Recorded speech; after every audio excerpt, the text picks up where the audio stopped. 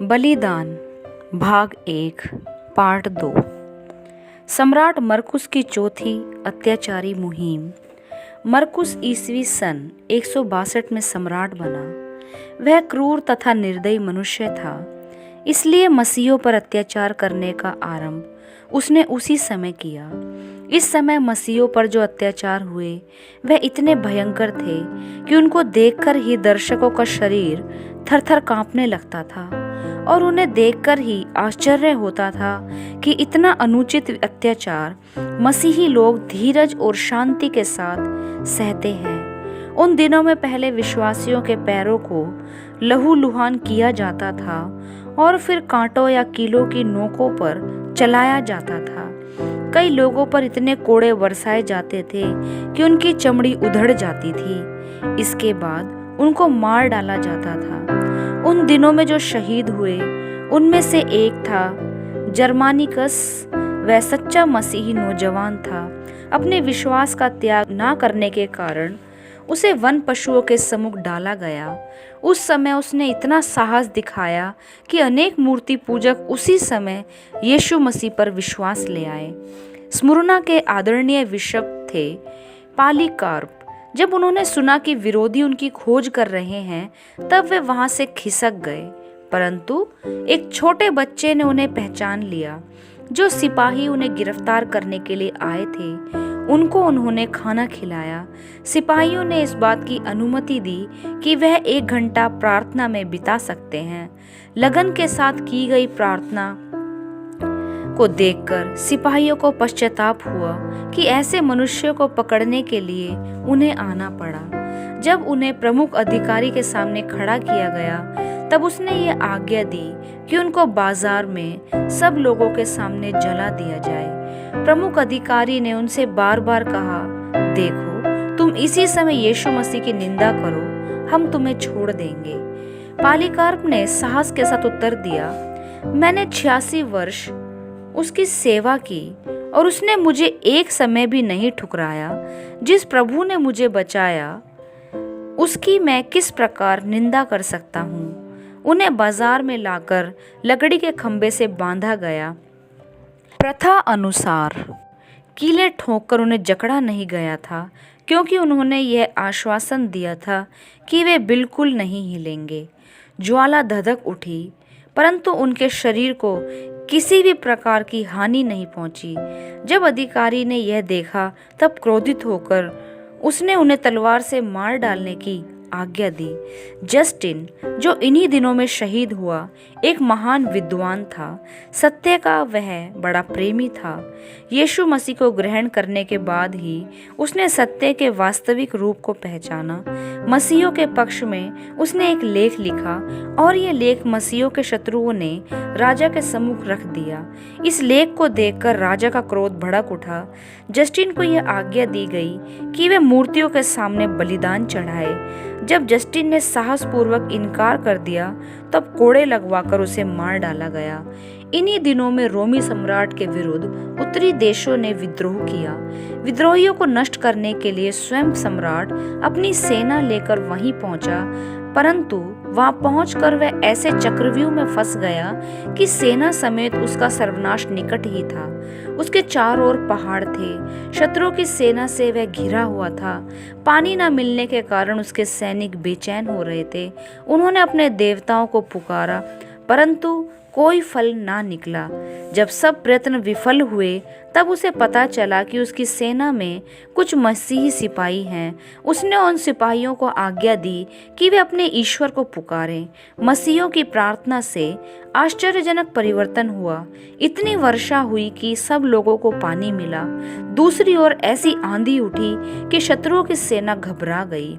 इस अवसर का फायदा उठाकर रोमी सेना ने हमला किया और उन्हें सफलता मिली। इस आश्चर्यजनक घटना के कारण कम से कम उन भागों में मसीहों पर होने वाले अत्याचार कुछ रुक गए, परंतु फ्रांस में, जो रोमी साम्राज्य के अंतर्गत ही था, बहुत से मसीहों को सताया गया। फ्रांस में जिन मसीही स्त्री पुरुषों ने अपने प्राण बलिदान की वेदी पर निछावर कर दिए, उनमें प्रमुख है ब्लादिना नाम की वीर साहसी स्त्री। शारीरिक दृष्टि से वह निर्बल थी। पहले उसे लकड़ी के खंभे से कसकर बांधा गया था, जिससे वह हिल भी ना सके, और इसके बाद वन पशुओं को उसके सामने छोड़ा गया। वन पशुओं को सामने देखकर भी वह वीरांगना जरा भी विचलित नहीं हुई, परंतु प्रार्थना करती रही। आश्चर्य की बात यह है कि वन पशुओं में से एक ने भी उस पर हमला नहीं किया। इसके बाद उसे जेल में रखा गया और कुछ दिनों बाद अधिक कठोर यातनाएं देने के लिए उसे बाहर लाया गया। इस समय उसके साथ एक नौजवान युवक भी था। उस वीरांगना ने नौजवान को इतना साहस दिलाया कि अपने विश्वास को ना खोते हुए जब तक कि मृत्यु ने उसकी यातनाओं का अंत नहीं किया, वह सहता रहा। ब्लांदीना ने भी सारा अत्याचार चुपचाप सह लिया। अंत में उसे तलवार से मार डाला गया। ऐसा कहा जाता है कि इन प्रारंभिक वीर मसीही स्त्री पुरुषों के जीवन में दो ही बातें थी, जमीन के ऊपर सताया जाना और जमीन के नीचे प्रार्थना करना। खुदाई द्वारा पता लगाया गया है कि रोम शहर के नीचे खोदकर 6000 मील तक मार्ग बनाए गए थे।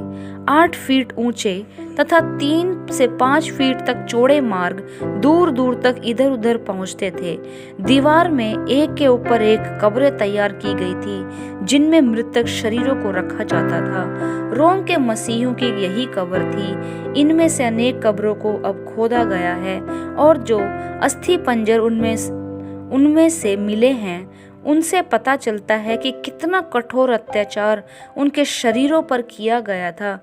किसी का सिर धड़ से अलग है, किसी की हड्डियां जगह जगह टूट कर चूर चूर हो गई है, परंतु इन कब्रों पर जो लेख अंकित किए गए हैं वे आज भी शांति, आनंद और जय के गीत गाते हैं। शांति के स्वप्न में यहाँ मार्सिया विश्राम कर रही है। लॉरेंस ने यह कब्र अपने प्रिय पुत्र के लिए बनवाई, जिसको स्वर्गदूत ले गए हैं। शांति और मसीह में विजयी बुलाए जाने के कारण वह शांति के साथ चला गया। इन शिलालेखों को पढ़ते समय यह न भूलिए कि इन कब्रों में उन शहीदों के शरीर रखे गए थे जिन्होंने असहनीय यातनाएं और अग्नि ज्वालाएं सही थी। इनके साथ मूर्ति पूजकों कब्रों पर अंकित किए गए लेख पढ़िए। वर्तमान क्षण के लिए अपने जीवन बिताओ, क्योंकि इसके सिवा किसी भी अन्य वस्तु के विषय में हम निश्चित नहीं हैं। 21 वर्ष की अवस्था में ही जिन देवताओं ने मुझे संसार से अलग किया था, उनके विरोध में विद्रोह करना चाहता हूँ। मैंने कोई हानि नहीं की थी। हे यात्री, जब तू यहाँ से गुजरेगा तो मुझे शाप नहीं देना, क्योंकि मैं अंधकार में लेटा हुआ हूँ, अतः उत्तर नहीं दे सकता। सम्राट सेवेरस की 5वीं अत्याचारी मुहिम ईस्वी सन 192। एक मसीही कर्मचारी की सेवा के कारण सेवेरस एक भयंकर बीमारी से स्वस्थ हो उठा था, इसलिए वह मसीहियों का पक्षपाती था। परंतु मसीहत की उन्नति देखकर अनेक लोग घबरा उठे थे और उन्होंने ये दोष लगाना शुरू कर दिया, धरणी कंप के समान जो अनेक नैसर्गिक आपत्तियां टूट पड़ती हैं, उनका कारण केवल यही मसीह लोग हैं। इस प्रचार के कारण ही अत्याचारी मुहिम का आरंभ हो गया था। इतना होने पर भी सुसमाचार तेजोमय ज्योति के समान जगमगाता रहा, अभेद चट्टान के समान दृढ़ रहा और शत्रुओं के सारे हमले उसने सह लिए। उस समय के एक महान इतिहासकार तुर्तुलियन ने लिखा है, यदि मसीही लोग रोमी साम्राज्य को छोड़कर चले जाते तो साम्राज्य की जनसंख्या बहुत ही कम हो जाती। रोमी अधिकारी बासिलिदेस ने यह कहा कि वह एक विशेष शपथ ले, परंतु उसने यह कहते हुए इनकार कर दिया कि मसीह होने के कारण वह देवताओं के नाम से शपथ नहीं ले सकता। उसकी यह बात सुनकर लोग इतने आश्चर्यचकित हुए कि पहले उन्हें इस बात पर विश्वास भी नहीं हुआ, परंतु जब उस अधिकारी ने इसी बात को दोहराया तब उसे न्यायालय में खड़ा किया गया और मृत्यु दंड की आज्ञा दी गई। उसका सिर धड़ से अलग कर दिया गया। अत्याचारी मुहिम की यह ज्वाला अफ्रीका देश तक पहुंच गई और उस देश में भी अनेक स्त्री पुरुषों ने अपने प्रिय प्रभु के लिए अपने प्राण न्यौछावर कर दिए। सम्राट मैक्सिमस की 6वीं अत्याचारी मुहिम ईस्वी सन 233।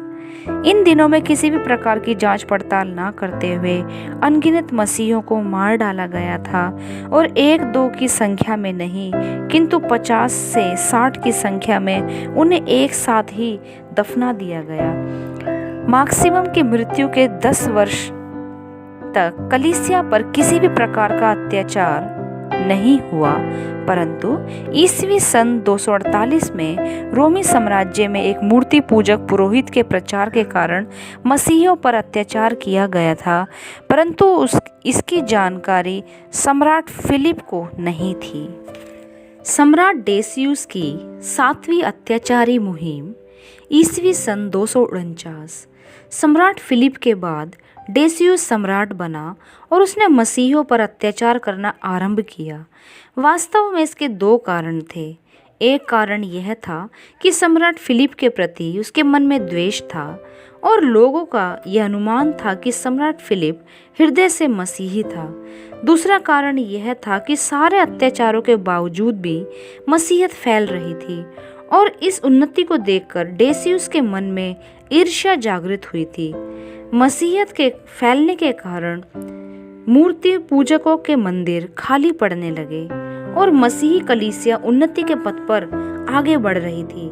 इस द्वेष और ईर्ष्या के कारण ही डेसियुस ने यह निश्चय किया था कि मसीही कलीसिया का नामो निशान तक नहीं रहने देगा और यह बड़े दुर्भाग्य की बात है कि ऐसे समय में बहुत से गलत विचार मसीहियों में प्रचलित थे।